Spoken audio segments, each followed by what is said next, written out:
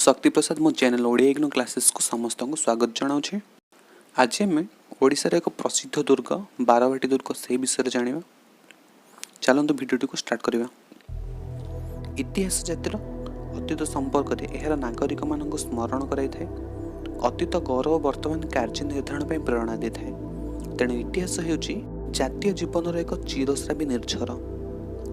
कौन सी देशर एक ऐतिहासिक स्थान तार नागरिक मानकर आगे इतिहास साक्षी रूप में दंडायमान होता है। सुविख्यात बारवाटी दुर्ग ओडिशार सेहीपरि एक ऐतिहासिक इतिहास एक प्रसिद्ध स्थान। ओडिशार प्राचीन राजधानी कटक नगर में जो स्थान बारवाटी स्टेडियम निर्मित होइछि तार पश्चिम दिगरे अल्प दूर में बारवाटी दुर्गर भग्नावशेष स्वरूप उच्च मृत्तिका स्तूप पात्र दृष्टिगोचर हुए। चारिपाखर रही अगभीर जल परीक्षा किंतु दिन थिला जेतेबेले चतुर्दिग थिला नवतल विशिष्ट एक सुउच्च सुरक्षित सुदृढ़ और सुदृश्य सौध। राज्य रक्षा राज्य जय और राजत्वर यह थिला केन्द्रस्थली। एठी सपरिवार अवस्थान करथिले ओडिशार राजा माने। एहार चारिपाखर रहिथिला सुगभीर जल परीक्षा। उत्कल इतिहास रे बारवाटी होछि एक प्रधान कीर्ति।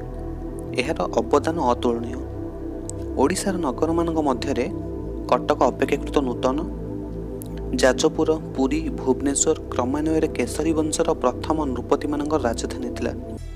एही वंशीय आदिम नरपति मानकर समय रे देश भितर बा बाहर युद्धर विशेष आशंका नथिला।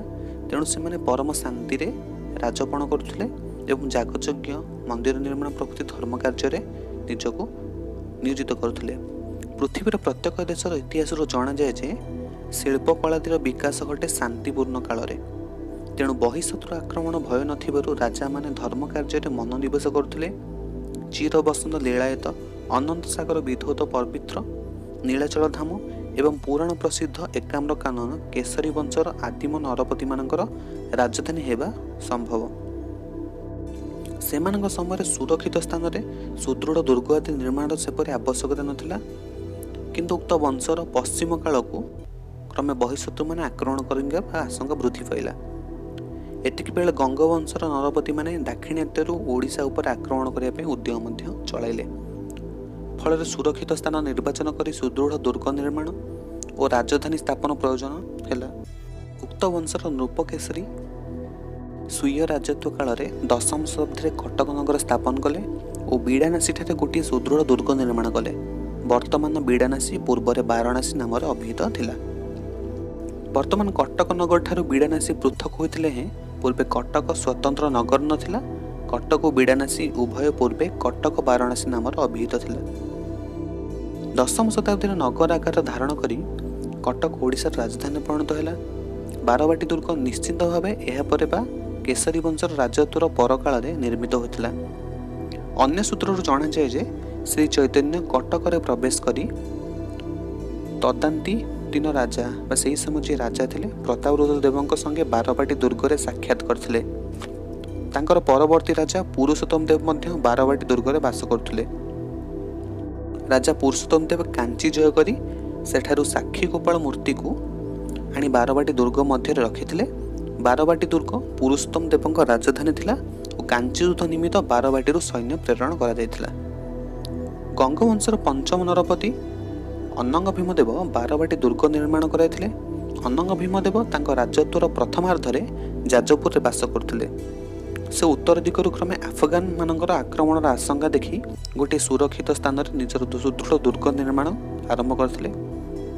जाजपुर से बारवाटी को तांको राजधानी उठाई आनिथिले। से निजे पराक्रमी योद्धा थिले और बहु देश जय करी निज राज्य रे अंतर्भुक्त कराई दैथिले। कटक रे प्रतिष्ठित बारवाटी दुर्ग उत्कल इतिहासर प्रधान रंगस्थली थिला। उत्कलर बहु नरवती एहारी कोलर आश्रय नहीं लालित पालित होइछन्ति। सेहीपरि केते विराट घटना एहार पार्श्व संघटित होई भारत इतिहास रे ओडिया जातिर टेक रखिछन्ति। उत्कलर भाग्यश्री एही बारवाटी दुर्ग उपर बहुकाल पर्यंत निर्भर करथिला।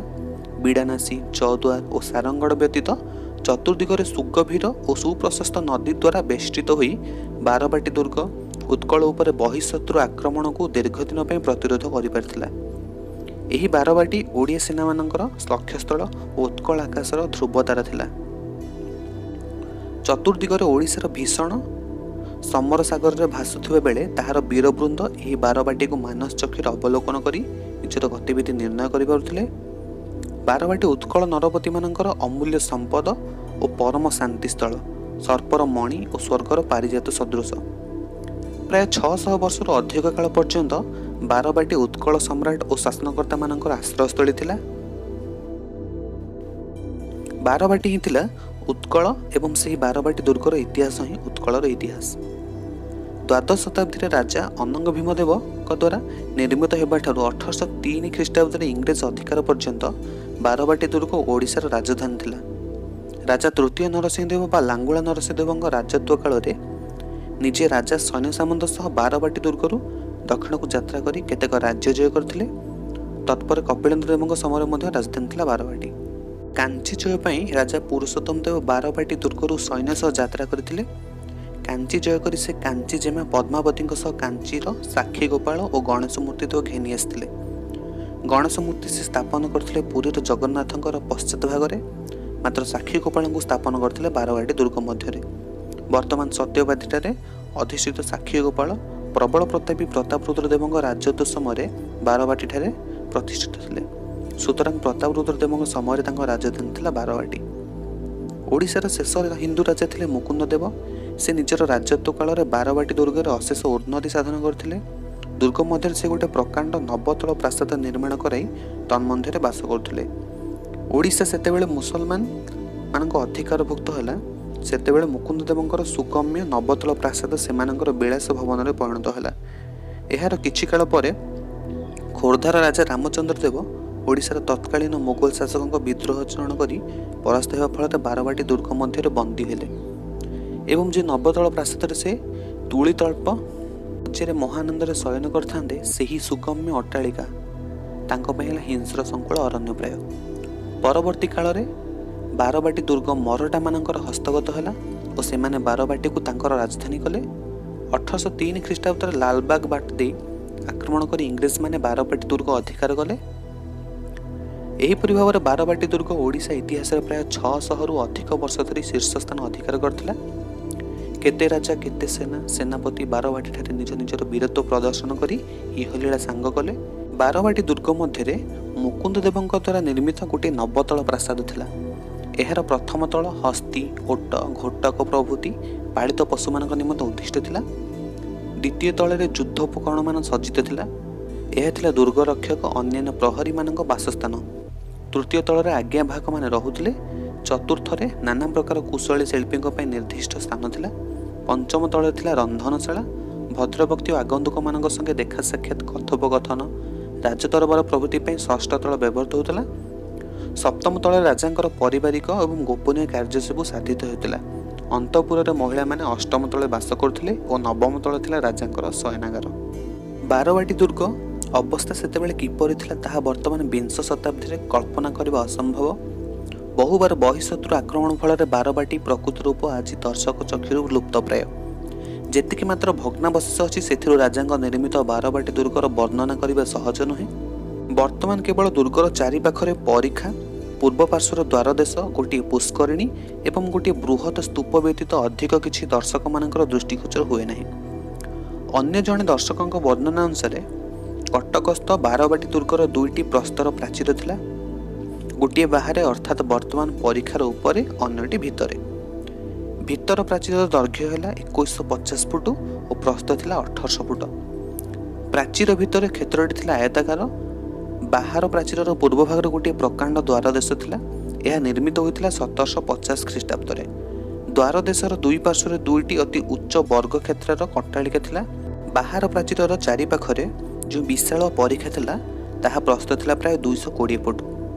दुर्ग मध्य गोटे अति उच्च प्रकांड स्तूप रही। दुर्ग मध्य राजा मुकुंद देव निर्मित स्मरम्य नवतल भवनर कौन चिन्ह भी वर्तमान देखा मिले ना। मुसलमान माने बा मराठा शासनकर्ता माने परवर्ती काल रे दुर्गर उत्तर पश्चिम कोणरे गोटे गोलाकार तोप सज्जित प्राकार निर्माण करथिले। दुर्ग मध्य थिबा पुष्करिणी रे रानी माने सेतेबेले स्नान करथुवा संपर्क अनुमान करा जाय पारे। मुकुंद देवଙ୍କ समय नवतल प्रासादर दक्षिण दिगरे गोटे हिंदू मंदिर थिला।